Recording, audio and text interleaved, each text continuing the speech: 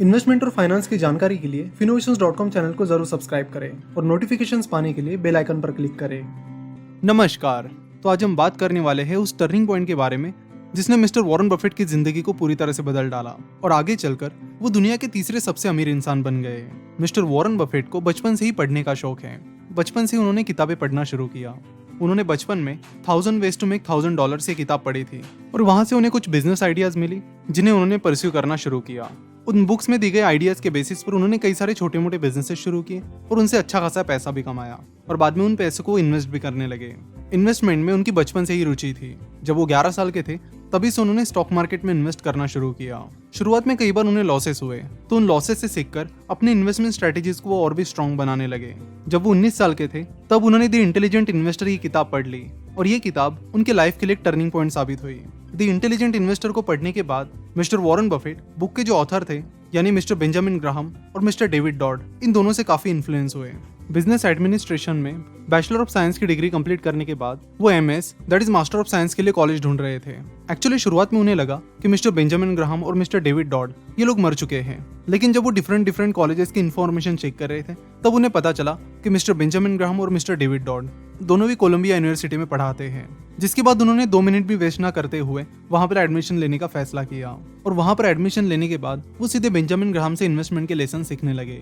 आपको बता दूं कि द इंटेलिजेंट इन्वेस्टर को इन्वेस्टमेंट की दुनिया की बाइबल कहा जाता है, तो आप समझ सकते हो कि ये बुक कितनी इन्फ्लुएंशियल है और जिन्होंने इसे लिखा था वो इन्वेस्टमेंट में कितने माहिर होंगे।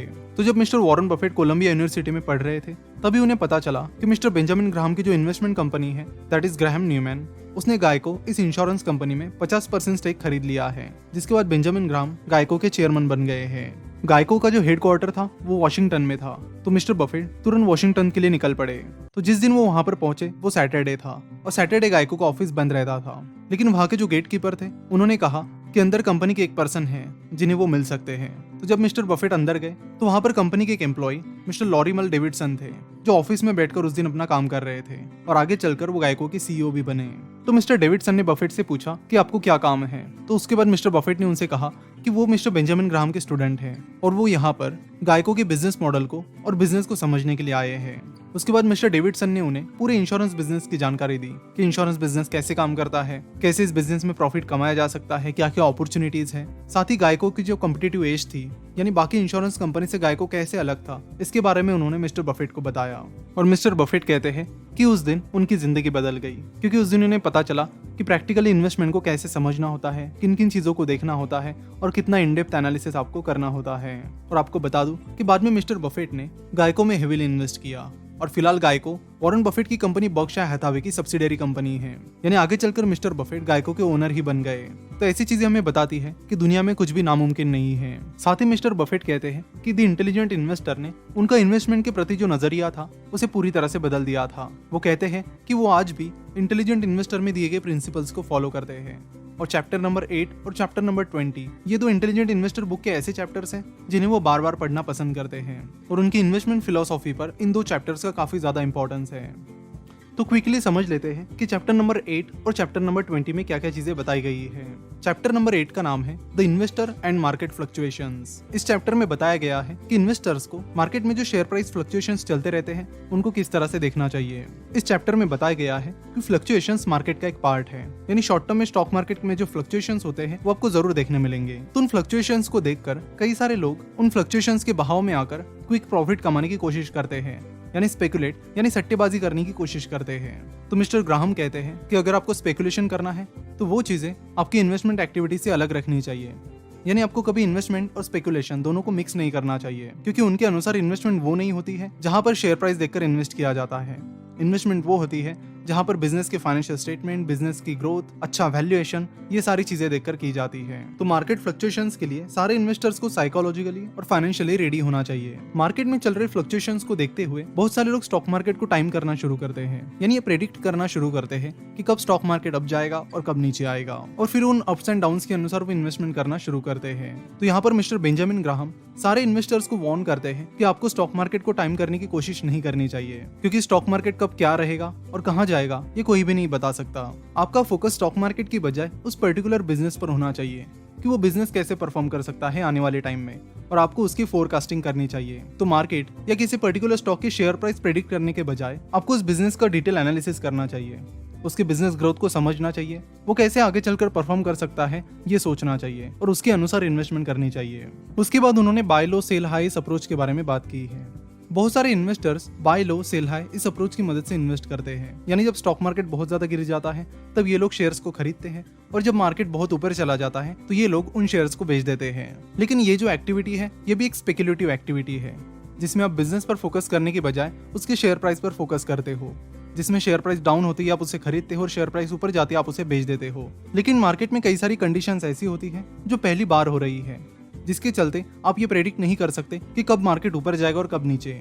जैसे कि अभी कोरोना की बात की जाए तो 4-5 महीनों पहले, यानी कोरोना वायरस आने से पहले किसी को भी ये पता नहीं था कि कोई एक वायरस आएगा जिससे मार्केट की हालत इतनी ज्यादा खराब हो जाएगी। तो जब आप बाय लो सेल हाई इस अप्रोच का इस्तेमाल करने लगते हो तो कहीं ना कहीं आप मार्केट को प्रेडिक्ट करने की कोशिश करने लगते हो, उसे फोरकास्ट करने लगते हो कि कब मार्केट गिरेगा और कब ऊपर जाएगा, जिससे आपकी इन्वेस्टमेंट एक्टिविटी इन्वेस्टमेंट कम और स्पेक्युलेटिव ज्यादा बन जाती है। मिस्टर बेंजामिन ग्राहम कहते हैं कि आपको शेयर प्राइस को देखकर बाय सेल लो हाई स्ट्रेटेजी यूज नहीं करनी चाहिए, आपको उस बिजनेस को देखकर बाय लो सेल हाई स्ट्रेटेजी यूज करनी चाहिए। मिस्टर ग्राहम कहते हैं कि शेयर प्राइस डेली बदलती रहती है और डेली मार्केट आपके लिए एक स्पेशल प्राइस लेकर आता है। अगर आपको वो शेयर प्राइस सही लगती है तो आप उस प्राइस पर शेयर्स खरीद सकते हो, साथ ही अगर आपको शेयर प्राइस अच्छी लगती है तो आप अपने शेयर उस प्राइस पर बेच भी सकते हो। लेकिन मार्केट डेली बेसिस पर आपके पास उस शेयर के अलग अलग प्राइसेस लेकर आएगा, तो उसका ये मतलब नहीं है कि हर टाइम उस शेयर प्राइस को आपको रिएक्ट करना है, यानी कोई डिसीजन ही लेनी है। तो ज्यादातर टाइम आपको मार्केट प्रोवाइड कर रही हुई प्राइस पर ज्यादा ध्यान न देते हुए अपने हिसाब से डिसीजन लेनी होगी। तो इस चीज से मिस्टर ग्राहम कहना चाहते हैं कि बदलती हुई शेयर प्राइस कई बार आपको कंफ्यूज कर देगी, क्योंकि मार्केट में कई बार फ्लक्चुएशन की वजह से अच्छी कंपनीज के शेयर भी कभी कभी बहुत गिर जाते हैं और कभी कभी खराब कंपनीज के शेयर भी बहुत ज्यादा बढ़ जाते हैं।